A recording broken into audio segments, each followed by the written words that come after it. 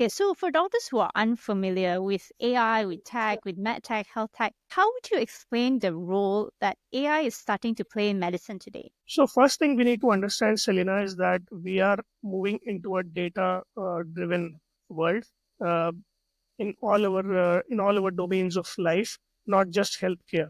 We are generating more data, we are curating more of it, and we will have more of it in times to come. It is only exponentially increasing, and there's a saying that from the art of intuition, the medical science is going to become more of a data science. And you need to be making decisions based on real time data instead of the p values from RCTs.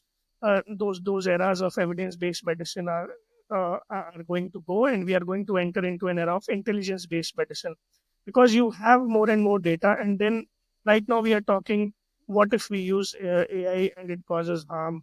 Will we be legally liable for it? But I think the question in times to come will be, what if we don't use AI and that causes harm? And then if the legal authority asks us, why didn't you use it when it was available? So why are you not using the data when it is available in the EMRs, it is available with the healthcare system? I think these questions are going to come up more and more, and the technology that can help you do that is definitely AI and ML, because our human brains have a limit. We cannot digest millions and millions of data points and then come out with insights. We can act upon those insights as human beings, but then we need some sort of a technology to do that for us. And that is the moment, and this is the moment in history where, for the first time, we have resources to be able to do that. Especially after these LLMs coming in, and now we have more technologies being developed where they are being grounded in reality, where you can fact check those LLMs, and those hallucinations and all those initial problems are going to go away in times to come. And that is where the real power of AI and ML will be available, especially for healthcare, because healthcare we are dealing with a lot of information overload. There's a lot of research which is happening every day, and so many papers. I cannot keep up, and so no human being can keep up.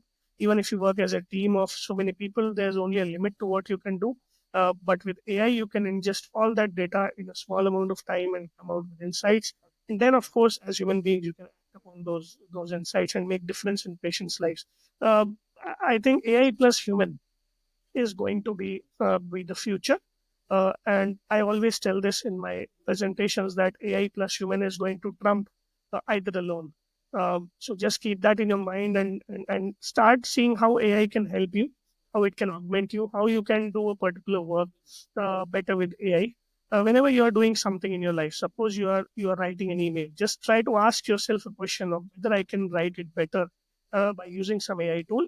If the answer comes yes, then definitely you should try to explore that tool and try to improve your workflow using AI. So for those that are uninitiated, for doctors who are uninitiated, there's all this buzz AI, artificial intelligence. How would you explain this for the layman? So I would first of all say, stay away from the hype and fear. Stay away from news. After a particular time, once you have grounded yourself in scientific principles, then you start reading news. So then you can have a filter. I would not use the term, but we call it a BS filter, where you can filter all the hype and fear, and you can get some real facts into your brain.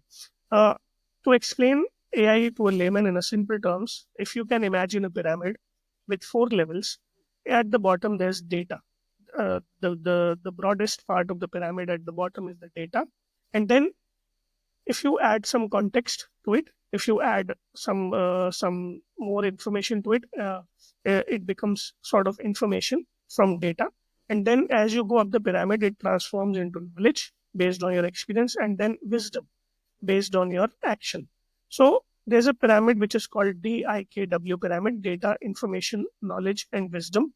So if you are moving up this pyramid, this is called learning, and the ability to do it is called intelligence. So if a human being is doing this, if a human being is taking data, converting it into information, then knowledge, and then wisdom, this is what we do as medical professionals in our clinics all day. We collect data points, we get information, we make it into information, convert it into knowledge using our past experiences, and then we develop wisdom so that we can help people in the future. So if this is being done artificially by means, then it becomes artificial intelligence. So you need not have two different definitions for natural intelligence and artificial intelligence.